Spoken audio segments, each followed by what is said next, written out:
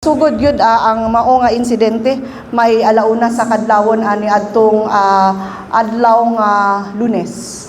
So after ato immediate na conduct og hot pursuit operation ang atong kapulisan. So sa may oras nga alas immediate nakuha tong na slide sa may sa aligasyon na slide sa may pangpang nga nakuha siya. And then nisunod dayon tong individual nga may alasing. Yes ma'am, sa Puerto area.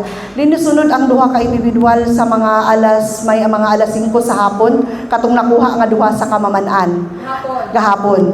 And then gisundan anang pagagabi sa mga may alas 9 nga gi-follow up dito sa Don Carlos Bukidnon nga gi-follow up gyud mismo nga lead by atong chief sa City Intelligence Unit po ug uban po ang atong City Mobile Force Company nga mao ginikuha dito tungod kay initially ang uyuan ni ining atong PUPC is a police officer, so dito siya nidango para mo surrender.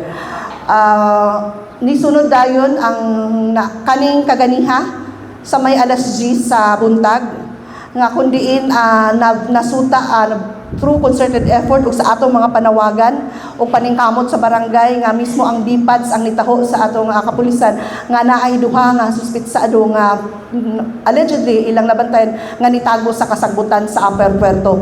So mao tong duha nga nakuha kaganiha sa may alas 10. So all in all mukabat ang walay undang paglakag sa atong kapulisan 33 oras nga paglakag niini. Ato pod i-credit ang pag-lead niya sa pagresponde sa tanan nga hot pursuit operation nga gikandak uban gyud sa direktiba direct supervision gyud sa atong city director apan through because kani nga panghitabo apil gina sa protocol ang administrative relief. So na-relief siya naa siya under sa atong city personnel holding and accounting unit diri sa Kokpo. Mauna kana siya since naaman sila parallel investigation on the administrative case nga gihan ay para kanila. Ma'am, yes sir. Sa incident dili ba makapa-trigger ni siya na ma-relieve ang atong city director? Kana sir, nasayod man pod kita nga naning kamot ang atong city director.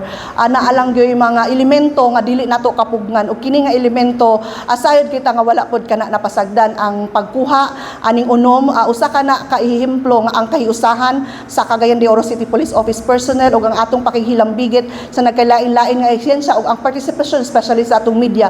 Well acknowledge gyud na nato tungod na paabot nato sa katawhan nga ang kooperasyon nagkahiusa kita para makuha og balik ang kaning unom nga nilayas. Sa due process ma'am dili man pre-charge resto.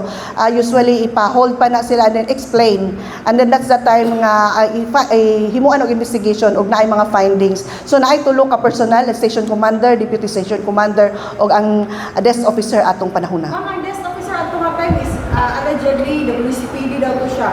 Murag ni ano lang Assume. siya, ni assume kay. Yes ma'am. Ang iya senior murag napoy activity. Naapoy activity line. Kana siya mamauna siya ang makita man pud sa CCTV nga wala gyud sila natulog atong panahona. Usa na sa mga justifying circumstances nga ang usa ka pulis na ning kamot nga mag-multitask apan naa gyoy ehemplo nga dili mapugnan nga posible ang sila lang pud ang gibantayan atong panahona. Kay matud pa sa deputy station commander sa panahon niya nga naggikan pa gyud sila nagbakal uplan bakal sita ni sulod lang gyud siya sa opisina para mag-render og report through Viber. Ug ang patol ni lakaw na pod para mo plaster sa strategic area. Apan wa nato nasayran di ay nga ang kaning atong mga piniriso since lagi sa ginaingon na kung sa ila pa nga version sa atong kapulisan naning kamot manggali sila nga magpakaon since walay dalaw niini nga mga piniriso sumutong ilang gitulisok nga nganong gihimo na ninyo despite sa among paningkamot nga mismo kami pagaling ang ga-provide sa inyo sa pagkaon sa sudan tungod kay wala may mga dalaw. So kana ang ato ginang gipangutana sa ilaha. So mao puto ang ilang version nga murag natintal na sila kay naabri naman daw ang pertahan. Ang leader gid nila si Fuentes katong involved sa attempted rape kay ang version pa pod sa atong investigator o sa atong duty personnel ana nga nasayod siya nga dili siya makapiyansa for 10,000 bail and then i-apply siya for apply siya for indigency sa barangay ug nasayran niya nga gideny ang iyang application for indigency. Mao to nga murag naka-trigger sa iyang hunahuna nga mulaya siya ug nang damay pa siya sa iyang mga kauban.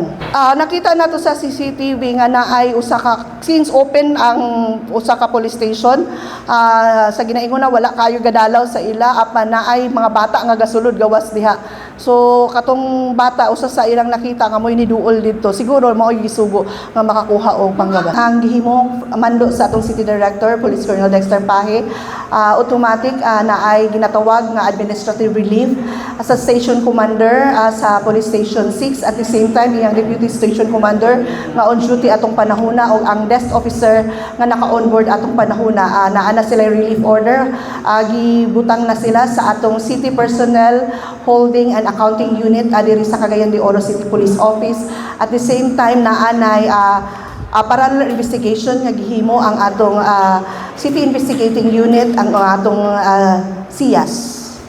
Bago nga Police Station Commander sa Station 6, si Police Major Mahurruhom, which is formerly Station Commander sa Police Station 3, Agora. O ang ni-assume sa iyang duties po as Police Station Commander sa Police Station 3 is no less than Police Major Anaway, which is dating Deputy Commander sa Traffic Enforcement Unit. Kining paglayas nila sa presohan, ato lang kining ipaabot sa fiscal, magdepende gihapon kana sa Office of the Prosecutor, kay i-lay down man pod nato ang mga impormasyon nga atong nakuha ka posible kani maka-aggravate sa kaso.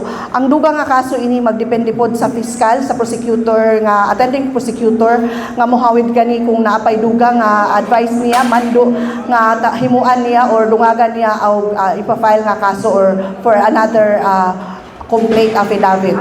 Hugot nga pagmando sa atong City Director nga i-ensure gayud ang atong mga custodial facility under police stations nato, that lang dili lang ang Puerto Police Station, but immediately kagahapon gimanduan gid mismo sa atong City Director ang tanan nga mga station commanders, at the same time ang atong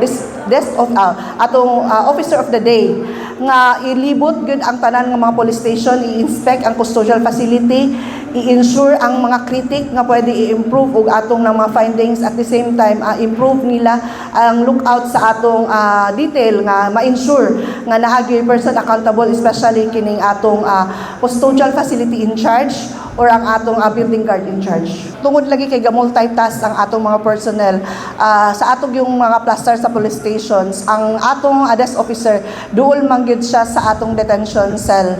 Pero sa setup sa Puerto Police Station, sa Police Station 6, since lagi kasagara sa atong mga buildings is di pa standard, plus ang factor pa gyud sa Police Station 6 is ang ilang distance from the custodial facility to the location of the desk officer layo.